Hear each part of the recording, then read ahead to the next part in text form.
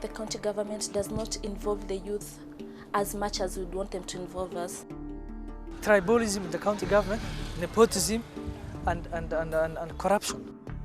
Sometimes they share the information, and the information they share in a certain platform in which it is not going to reach the youth on the ground. The county assembly should enact legislation which are youth-friendly.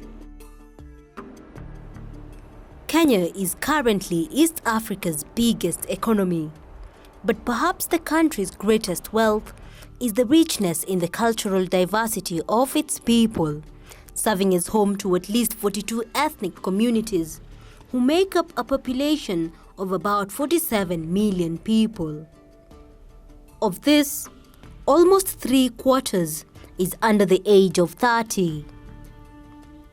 According to a World Bank report released in 2016, the country has a working age population of 25.5 million, a figure that is over half the country's total population.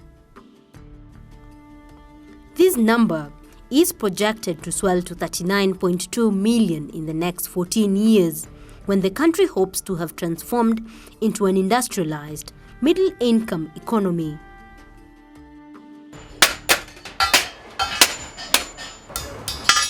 And while Kenya's youth make up the country's most vital human resource, the unemployment phenomenon seems to be hitting this group the hardest. Approximately 800,000 young Kenyans enter the labor market every year, a trend that has seen this group make up 80% of the country's unemployed citizens. Nearly 1 in 5 Kenyan youth of working age has no job, with a rate of unemployment standing at an alarming 17.3%. This figure is among the highest in the world. The repercussion of youth unemployment is being felt not just within the region, but also the country's security environment. With occurrences of terror attacks and radicalization trends taking root in various areas across the country and escalating in the Kenyan coast, northeastern, and some parts of Nairobi. However, the biggest cause of this easy recruitment and indoctrination into violent extremism is the widespread unemployment, lack of education, and political marginalization. My name is Lucy Matengo. I'm the Chief Officer in charge of Gender, Culture, Sports in the Ministry of Education, Gender, Culture and Sports and Social Services, Kisumu County Government. As we are addressing how to assist them, I think we really need to measure on the economic pillar, because for the complete change mindset, we really have to move away from political pillar, so that once they are engaged in entrepreneurial skills or economic activities, then that will be able, it will help us to address the issue of most of them being used by our political leaders. So as a ministry, we are really trying to see how we can assist our youth through the economic pillar, so that in a way we can change this attitude which they have of they have to be given something every now and then. But I'm seeing that they're improving, because there are so many organizations who have come up. We have really done a lot of capacity building, so already they know more. So what we really need to address is how is it that we're going to engage our youth in this area of entrepreneur. And that's what our revolving fund is going to address. So once we are able to get that revolving fund, we'll see what is it that the youth require. Because if it is an asset financing, LPO financing, and this will make our youth be very much engaged, and they won't have time now to address those political issues, though politics is also important in one way or the other. Even more is that the mass unemployment, mainly caused by failure to create opportunities for the growing population, continues to deny the country the opportunity to put its rising labor force to productive use. We do business with business entities, and we are saying we don't even want a company limited. We just want you to register an enterprise. But generally, I can say that as a county, we are committed to ensuring that the youth get their share. That is a commitment by His Excellency the Governor. That is a commitment that we are enforcing as a county. It is thus crystal clear that investing in young people through empowerment and inclusion must be taken with the seriousness it deserves, both by the government and non-state actors. With a devolved system of government in the country, one of the key areas that demands keen attentiveness is that of public participation, youth inclusivity, and involvement in democratic processes. The first thing you have to write on that form is your clan. Your sub-clan, your sub-clan, your brand. All those.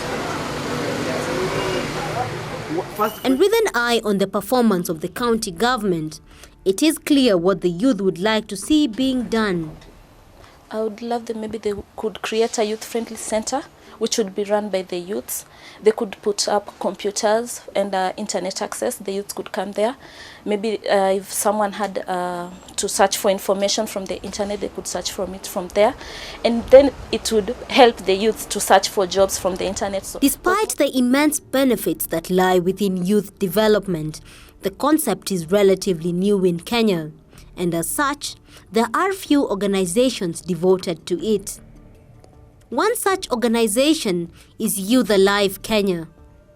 While envisioning a society in which young people take active responsibility for their lives to shape their destinies and communities, Youth Alive Kenya holds a clear mission, that of developing the abilities of young people to enable them create and access opportunities that improve their lives and communities. Youth Alive Kenya has worked in partnership with youth organizations from both the government and private sector to advocate for youth-responsive policies, legislations, and programs both within Kenya and beyond. What we must do, we must value self-engagement, self-discipline, commitment to the cause of whatever you're doing. I need a job. I need a job. Even if the governor was as gracious as Jesus Christ, how many people do you think he'll be able to employ? Even those of us who got the chance to be employed, we are barely reaching 200 or 100. And yet we have 1,500,000 people. Is it possible that we can engage everybody in their jobs? We can't, but we can create this job. The organization also ensures the youth are involved in decision-making by providing trainings and conferences for young leaders and enabling cooperation with both national and international organizations. And as Youth Alive Kenya's Executive Director, Mr. Gideon Ayodo, says, one of the programs that have come forth as a result of this partnership is the Youth and Beyond Youth Project, which aims to promote transparency and accountability in service delivery. Youth Alive Kenya is an organization that supports young people in leadership and also empower young people to be active in development processes. Youth Alive Kenya, under the Youth and Beyond Youth Project, has been working with the youth organizations in a way creating stronger voices within the community, both at the county and the national level, so that they are able to advocate for their rights as envisaged in this constitution. The organization currently works with a number of youth organizations that have been organized into as a voice that champions for youth rights. And also one of the things that we do is to enable these youth to be able to actively participate in development processes, provide for them opportunities, and also educate them on various opportunities that exist. But more so, our responsibility as youth organization is also to keep the government accountable. We keep the duty bearers accountable. The promises that are given to youth, we want to see that they are really implemented. And therefore, it is our responsibility as civil society to create a movement that is able to keep the government accountable in terms of the planning for and utilization of the resources that are promised for the young people. In addition to strengthening the internal systems of the larger organization, the Youth and Beyond Youth project is also geared towards improving opportunities for young people in communities. The 98 have a right kujua kwamba sijachukuliwa. Youth Alive Kenya has also been part of the Global Youth Network Forum, which brings together young people from different backgrounds. Salim Ravino and Ruth Njau are the current ambassadors to the GYN Forum. To be a Global Youth Network ambassador, you tend to see the diversity of different communities. So as an ambassador in my life in Turkey, I used to feel the atmosphere in Turkey, see the diversity of different languages in Turkey, the difference of the community, how they live in Turkey. And as I'm preparing myself to see how people go and live in Sweden, I see that it's an opportunity that each and every youth need to undertake. At now, I feel that I'm more than a leader. At least I can have I have just removed a lot of my microaggression that I was having. Also, it's like I can make groups rise from a low standard to a bigger standard, because by the end of the day, I've learned a lot on group dynamics and the structures on it. So in the leadership skills and advocacy, I think through to be a GYN member, to be a GYN ambassador, it has been given me a forefront line in it. Every year, member organizations affiliated to Youth Alive Kenya get an opportunity to receive some grant under the Youth Cooperative Initiative program. And as Ken Ruto says, the fruit of the Youth and Beyond Youth program are already being reaped. This year we have received another YCI grant, whereby we will be participating with TEF Zimbabwe Trust to carry out an activity called TEF or Disable Young Leaders for Future, whereby we are calling upon several groups, government institutions to include people with disability in this program. And as I'm speaking today also, we had an engagement with duty bearers, something we were not doing alone, but through the partnership with Youth Alive Kenya, today we were able to engage with several duty bearers, and we have learned a lot and also learned about several opportunities found in the county government and also county assembly. Also clear is the fact that the youth need to be part of the solution and not just viewed as a problem to be solved. Number one, what I think our county government really needs to do is they're supposed to take all the plea grievances given by youths. They're supposed to take them positively and react towards them. You find that sometimes when you take your grievances to them, then sometimes they react and see you like an enemy, like somebody who really preaching for their downfall, somebody who's trying to make them feel ashamed in maybe a public forum, because that is a place where most of the time we meet them. So when you say what you want, number one, sometimes they don't really feel impressed. They see like you're trying to outshine them. Number two, another thing which I really want them to improve on is how they're going to give the information, because sometimes they share the information and the information they share in a certain platform in which it is not going to reach the youth on the ground. You find that they give some people the information, then the people just decide to put the information in their pockets, in quotes, so we are not able to get the information. And you find that maybe the person who is not going to get the information is the right person who really needed that information more than the person who has been given.